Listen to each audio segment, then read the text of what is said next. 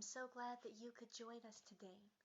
Yesterday, we read a very sad chapter about how Aslan sacrificed himself instead of Edmund to the witch, and the evil witch killed him.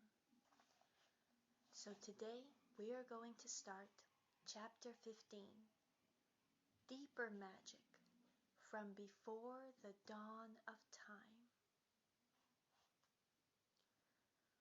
While the two girls still crouched in the bushes, with their hands over their faces, they heard the voice of the witch calling out, "Now, follow me all, and we will set about what remains of this war.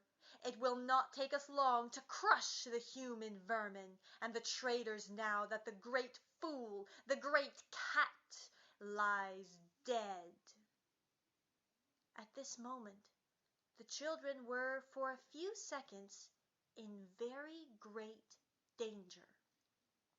For with wild cries and a noise of skirling pipes and shrill horns blowing, the whole of that vile rabble came sweeping off the hilltop and down the slope right past their hiding place. They felt the spectres go by them like a cold wind, and they felt the ground shake beneath them. And under the galloping feet of the minotaurs, and overhead there went a flurry of foul wings and a blackness of vultures and giant bats.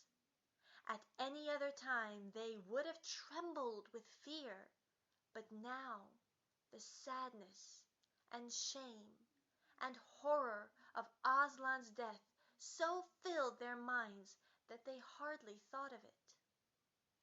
As soon as the wood was silent again, Susan and Lucy crept out onto the open hilltop. The moon was getting low, and thin clouds were passing across her, but still they could see the shape of the lion lying dead in his bonds.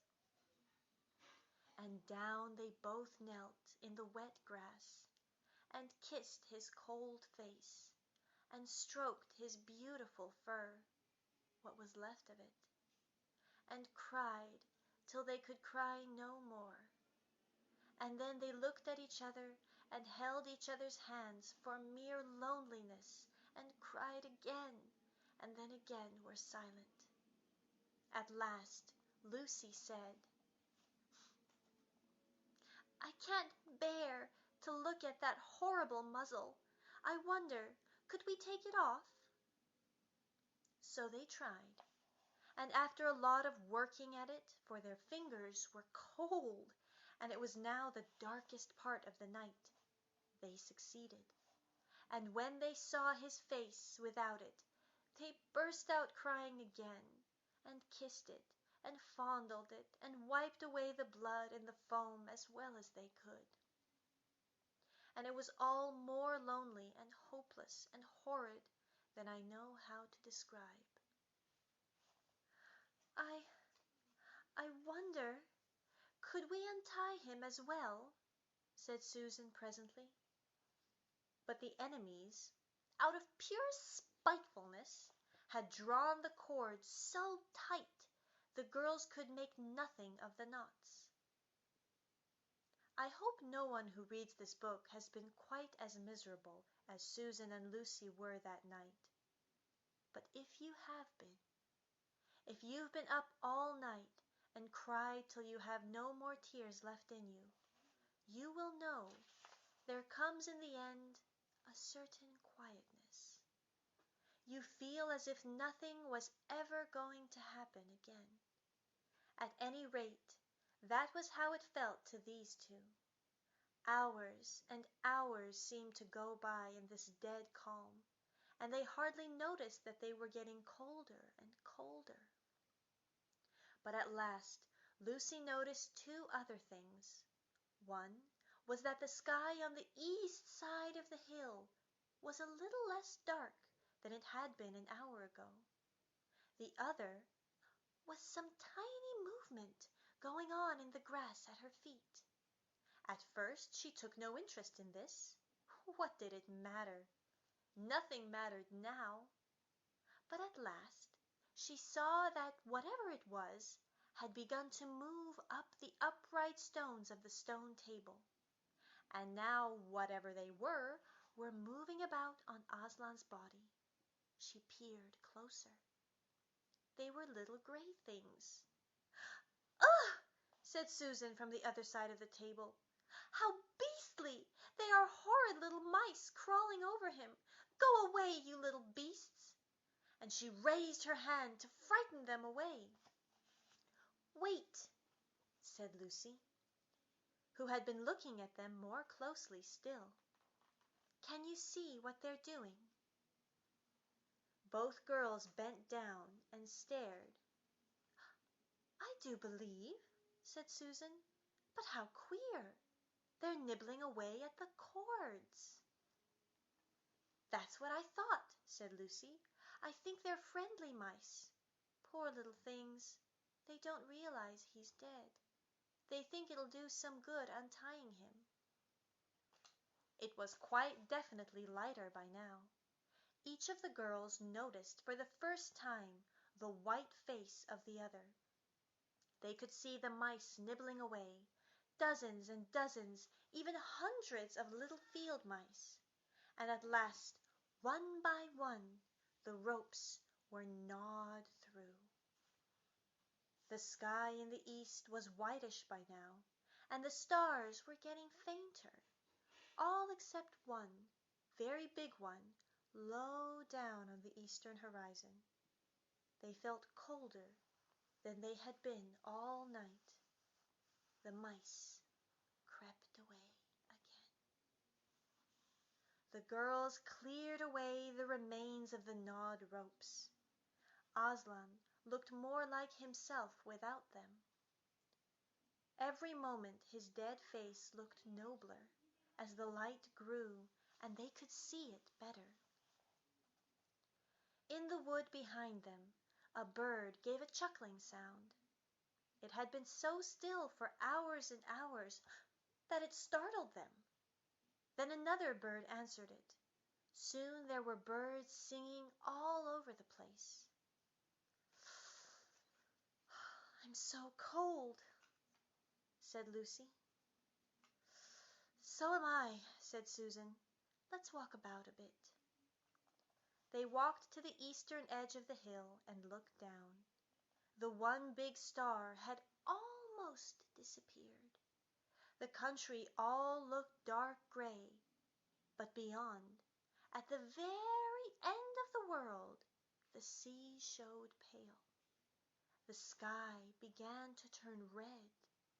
They walked to and fro more times than they could count between the dead Aslan and the eastern ridge, trying to keep warm.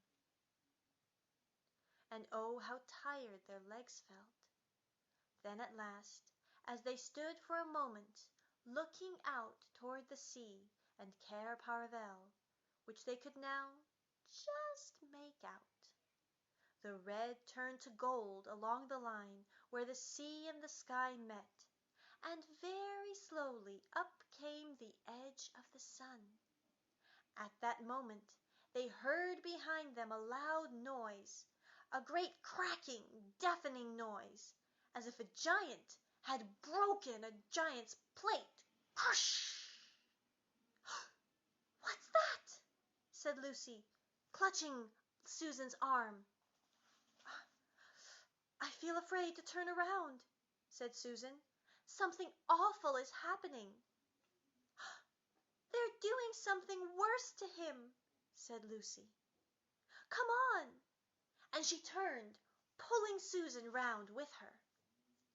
The rising of the sun had made everything look so different, all colors and shadows were changed, that for a moment they didn't see the important thing.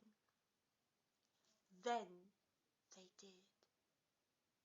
The stone table was broken in two pieces by a great crack that ran down from it from end to end, and there was no Aslan. "Oh!" cried the two girls, rushing back to the table. "Oh, that's too bad," sobbed Lucy. "They might have left the body alone." "Who's done it?" cried Susan. "What does it mean? Is it more magic?" "Yes," said a great voice behind their backs. "It is more magic." They looked round. There, shining in the sunrise, larger than they had seen him before, shaking his mane, for it had apparently grown again, stood Aslan himself. "Oh, Aslan!" cried both the children, staring up at him, almost as much frightened as they were glad. "Why, aren't you dead, dear Aslan?" said Lucy. "Not now," said Aslan. "You're not asked Susan in a shaky voice. She couldn't bring herself to say the word ghost. Aslan stooped his golden head and licked her forehead. The warmth of his breath and a rich sort of smell that seemed to hang about his hair came all over her. "Do I look it?" he said. "Oh, you're real! You're real! Oh, Aslan!"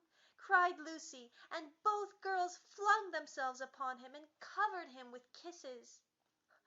"But what does it all mean?" asked Susan, when they were somewhat calmer. "It means," said Aslan, "that though the witch knew the deep magic, there is a magic deeper still which she did not know. Her knowledge goes back only to the dawn of time, but if she could have looked a little further back, into the stillness and the darkness before time dawned, she would have read there a different incantation. She would have known that when a willing victim, who has committed no treachery, was killed in a traitor's stead, the table would crack, and death itself would start working backward. And now—" "Oh, yes, now!" said Lucy, jumping up and down and clapping her hands. "Oh, children," said the lion, "I feel my strength coming back to me. Oh, children, catch me if you can." He stood for a second, his eyes very bright, his limbs quivering, lashing himself with his tail. Then he made a leap high over their heads and landed on the other side of the table. Laughing, though she didn't know why, Lucy scrambled over to reach him. Aslan leaped again. A mad chase began.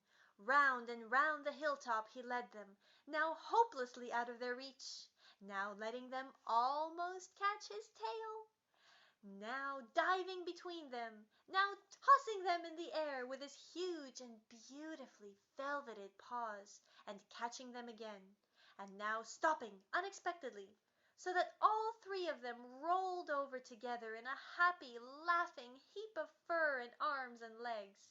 It was such a romp as no one had ever seen before in Narnia.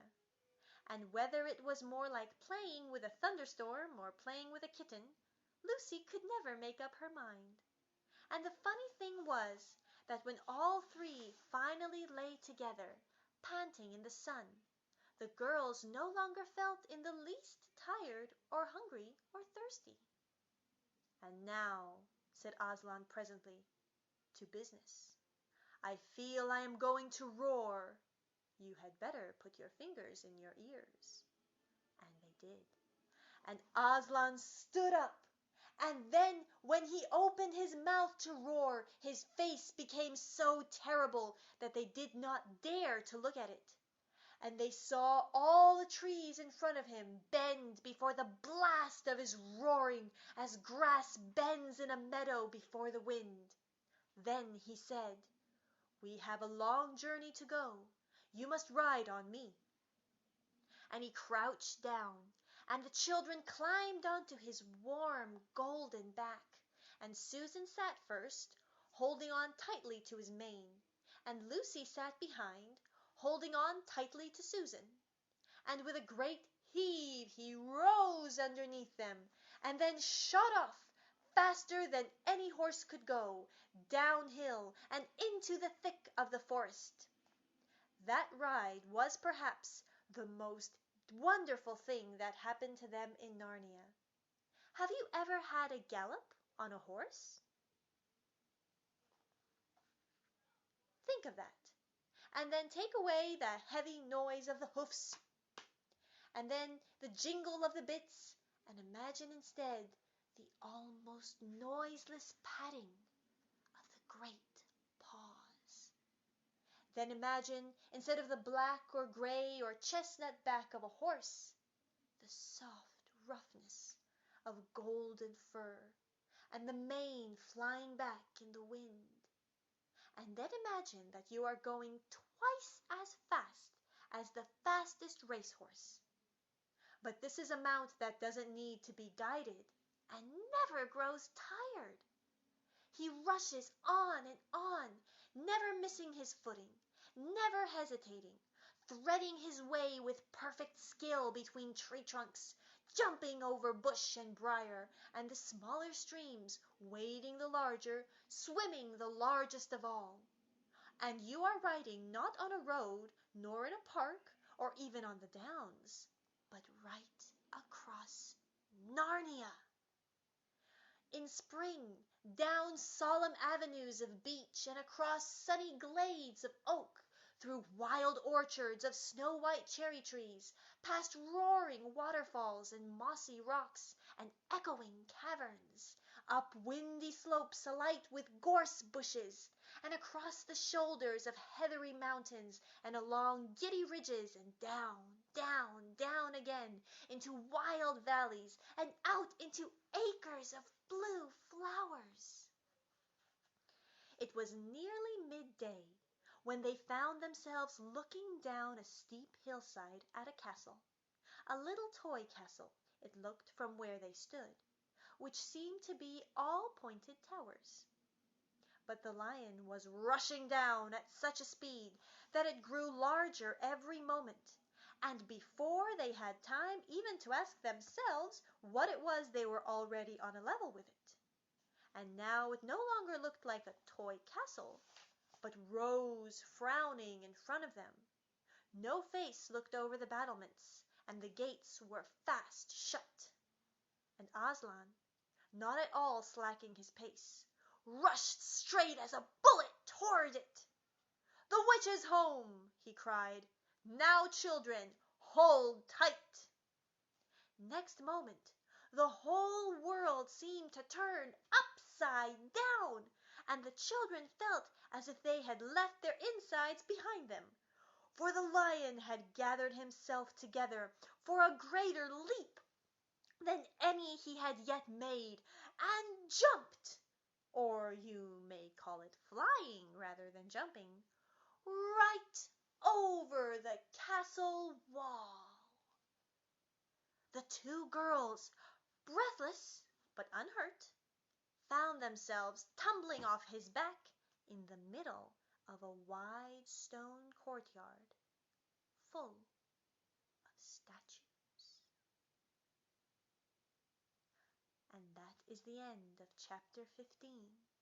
What will Aslan do with all the statues in the witch's house? Is the witch there? What's going to happen? We're going to find out tomorrow as we read chapter 16. I'll see you. Goodbye.